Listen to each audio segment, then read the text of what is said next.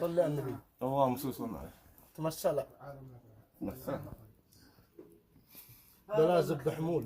انت صرت العاب بالليل. الطول. ها؟ موت. وعظمة جلال ربي.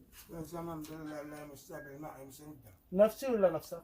سؤال يا اخي رد، لا تملق ليش؟ ما قيقعت انت وياه، بطلتني كم اللي يحبه. اتمنى بالمال، اقربك انت وياه. خلاص اذا ملقي. صلي لا احبه. اسمع اسمع قدام حضرة المهندس الباشا هذا اليوم شعلق طيزه في السقف. ما ما عندك. والله نعلق اليوم. لا كلام معلق لا تحاول. خلاس صرت انه لعلمك هذا هذا انا حكينا عن جماعه ما عندنا ضمير.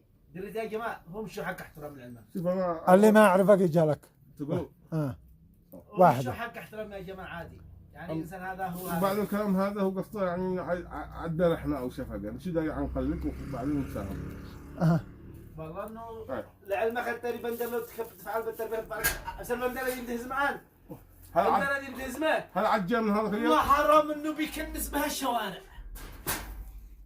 هذا الخرا هذا. الله يفتح عليك.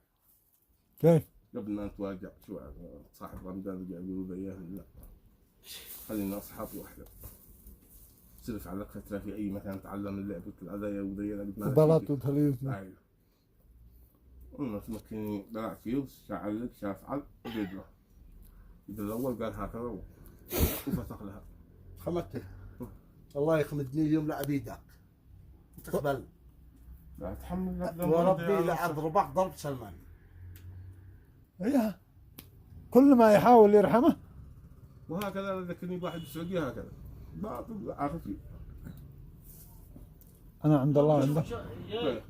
يا جماعه هذا الانسان مش حق احترام لانه مش محترم. والله سوا. هو مش محترم بالانسان. تشتي لك يا اخي مكانه بقلبي.